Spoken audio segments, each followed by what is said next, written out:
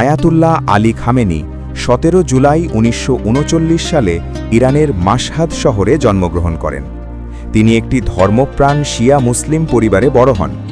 তার বাবা ছিলেন একজন ধর্মীয় আলেম, যিনি সন্তানদের ইসলামী শিক্ষা ও নৈতিকতার উপর গুরুত্ব দিতে শেখান। ছোটবেলা থেকেই আয়াতুল্লাহ আলী খামেনি কুরআন শিক্ষা শুরু করেন এবং আরবি ভাষা শিখেন। পারিবারিক পরিবেশ তার চরিত্র ও চিন্তাধারা গঠনে বড় ভূমিকা রাখে।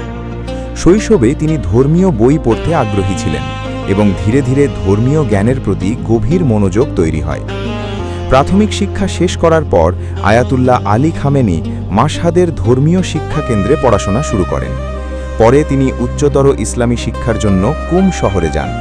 সেখানে তিনি ফিকহ, উসুল, হাদিস, তাফসির এবং ইসলামী দর্শন অধ্যয়ন করেন। কুম শহর ছিল সে সময়ের অন্যতম গুরুত্বপূর্ণ ধর্মীয় জ্ঞান কেন্দ্র। আয়াতুল্লাহ আলী খামেনি সেখানে সময়ের বিখ্যাত আলেমদের কাছ থেকে শিক্ষা গ্রহণ করেন এবং ধীরে ধীরে ধর্মীয় বক্তৃতায় দক্ষ হয়ে ওঠেন। ছাত্রজীবনেই তার বক্তৃতা ও বিশ্লেষণ ক্ষমতা মানুষের দৃষ্টি আকর্ষণ করে। ১৯৫০ ও ১৯৬০-এর দশকে ইরানে রাজনৈতিক অস্থিরতা চলছিল। সেই সময় শাহের শাসন ব্যবস্থা বিদ্যমান ছিল এবং অনেক ধর্মীয় নেতা সরকারের নীতির সমালোচনা করছিলেন। আয়াতুল্লাহ আলী খামেনি এই সময় ইসলামী মূল্যবোধ রক্ষার পক্ষে বক্তব্য দিতে শুরু করেন। তার অবস্থানের কারণে তাকে একাধিকবার গ্রেফতার করা হয় এবং কারাবরণ করতে হয়। কারাবাসের সময়ও আয়াতুল্লাহ আলী খামেনি তার বিশ্বাস ও আদর্শ ধরে রাখেন। এই অভিজ্ঞতা তার রাজনৈতিক অবস্থানকে আরও দৃঢ় করে। ১৯৭৯ সালে ইরানে বড় পরিবর্তন ঘটে। জনগণের আন্দোলনের মাধ্যমে শাহের শাসনের অবসান হয় এবং ইসলামী প্রজাতন্ত্র প্রতিষ্ঠিত হয়। এই বিপ্লবে আয়াতুল্লাহ রুহুল্লাহ খোমেনি নেতৃত্ব দেন এবং নতুন রাজনৈতিক কাঠামো গড়ে তোলেন। আয়াতুল্লাহ আলী খামেনি এই বিপ্লবকে সমর্থন করেন এবং নতুন সরকারের সঙ্গে কাজ শুরু করেন। তিনি বিভিন্ন প্রশাসনিক ও রাজনৈতিক দায়িত্ব পালন করেন এবং রাষ্ট্র গঠনের প্রক্রিয়ায় অংশ নেন। ১৯৮০-র দশকে ইরান ও ইরাকের মধ্যে দীর্ঘ যুদ্ধ শুরু হয়। এই যুদ্ধ দেশকে অর্থনৈতিক ও সামাজিকভাবে কঠিন অবস্থার মধ্যে ফেলে। আয়াতুল্লাহ আলী খামেনি এই সময়ে জনগণের ঐক্য ও প্রতিরক্ষা শক্তির ওপর গুরুত্ব দেন। তিনি বক্তৃতার মাধ্যমে জনগণকে ধৈর্য ও সাহসের আহ্বান জানান। যুদ্ধকালীন সময়ে তার রাজনৈতিক ভূমিকা গুরুত্বপূর্ণ ছিল এবং তিনি রাষ্ট্রীয় স্থিতিশীলতার পক্ষে কাজ করেন। ১৯৮৯ সালে পূর্ববর্তী সর্বোচ্চ নেতার মৃত্যুর পর নতুন নেতা নির্বাচন করা হয় এবং আয়াতুল্লাহ আলী খামেনি ইরানের সর্বোচ্চ নেতা হিসেবে নির্বাচিত হন।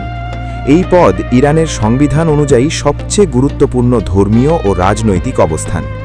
সর্বোচ্চ নেতা হিসেবে আয়াতুল্লাহ আলী খামেনি দেশের সশস্ত্র বাহিনীর ওপর সর্বোচ্চ কর্তৃত্ব পান এবং গুরুত্বপূর্ণ রাষ্ট্রীয় সিদ্ধান্তে চূড়ান্ত অনুমোদন দেন।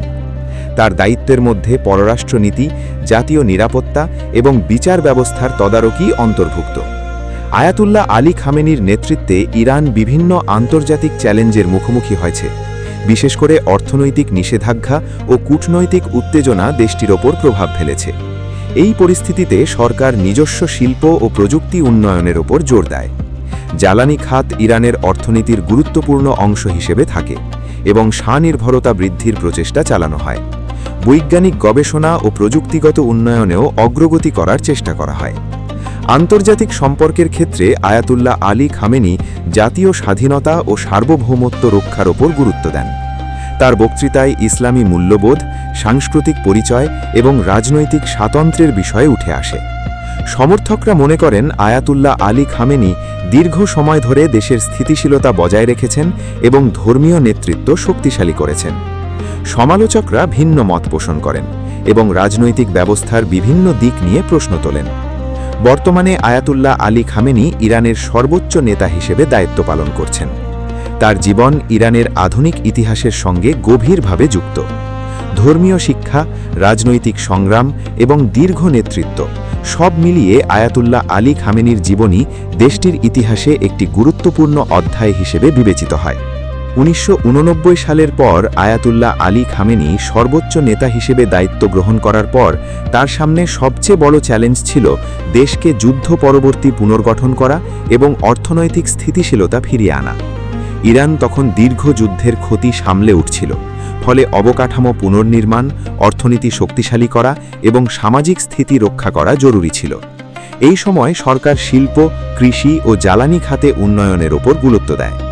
আয়াতুল্লাহ আলী খামেনি জাতীয় উৎপাদন বৃদ্ধি এবং স্বনির্ভর অর্থনীতি গঠনের কথা বারবার তুলে ধরেন। ৯০-এর দশক ও পরবর্তী সময়ে ইরান বিভিন্ন আন্তর্জাতিক নিষেধাজ্ঞার সম্মুখীন হয়।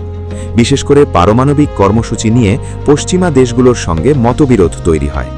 এই পরিস্থিতিতে কূটনৈতিক আলোচনা শুরু হয় এবং বিভিন্ন সময়ে চুক্তি ও সমঝোতার চেষ্টা করা হয়। আয়াতুল্লাহ আলী খামেনি জাতীয় নিরাপত্তা এবং দেশের স্বার্থকে সর্বোচ্চ প্রাধান্য হিসেবে উল্লেখ করেন। তার মতে দেশের সার্বভৌমত্ব রক্ষা করা এবং বিদেশি চাপের সামনে দৃঢ় থাকা গুরুত্বপূর্ণ বিষয়। অর্থনৈতিক নিষেধাজ্ঞার কারণে সাধারণ জনগণের জীবনেও প্রভাব পড়ে। এই সময় সরকার অভ্যন্তরীণ উৎপাদন বৃদ্ধি, প্রযুক্তি উন্নয়ন এবং নতুন শিল্পখাত তৈরির চেষ্টা করে। বিশেষ করে জ্বালানি, প্রতিরক্ষা প্রযুক্তি এবং বৈজ্ঞানিক গবেষণায় বিনিয়োগ বাড়ানো হয়। ইরান মহাকাশ গবেষণা এবং কিছু প্রযুক্তিগত উন্নতির দাবি করে। আয়াতুল্লাহ আলী খামেনি এসব উন্নয়নকে জাতীয় অগ্রগতির অংশ হিসেবে তুলে ধরেন। রাজনৈতিক কাঠামোর দিক থেকে ইরানে নিয়মিত নির্বাচন অনুষ্ঠিত হয়, যেখানে প্রেসিডেন্ট ও সংসদ নির্বাচন হয়। তবে সর্বোচ্চ নেতার অবস্থান সাংবিধানিকভাবে সবচেয়ে শক্তিশালী থাকে এবং গুরুত্বপূর্ণ নীতিতে তার অনুমোদন প্রয়োজন হয়। আয়াতুল্লাহ আলী খামেনি বিভিন্ন সময়ে নতুন সরকার গঠনের ক্ষেত্রে গুরুত্বপূর্ণ ভূমিকা পালন করেন এবং রাষ্ট্রীয় নীতির দিক নির্দেশনা দেন। আন্তর্জাতিক সম্পর্কের ক্ষেত্রে ইরানের অবস্থান সময়ের সঙ্গে পরিবর্তিত হয়েছে। কিছু দেশের সঙ্গে সম্পর্ক উন্নত হয়েছে, আবার কিছু দেশের সঙ্গে উত্তেজনা বজায় রয়েছে। আয়াতুল্লাহ আলী খামেনি জাতীয় স্বাধীনতা, সাংস্কৃতিক পরিচয় এবং বিদেশি প্রভাব থেকে দূরে থাকার ওপর জোর দেন। তার সমর্থকরা মনে করেন এই অবস্থান ইরানের সার্বভৌমত্ব রক্ষা করেছে। সমালোচকরা ভিন্ন মত পোষণ করেন এবং রাজনৈতিক ব্যবস্থার বিভিন্ন দিক নিয়ে প্রশ্ন তোলেন। বর্তমানে আয়াতুল্লাহ আলী খামেনি দায়িত্ব পালন করে যাচ্ছেন।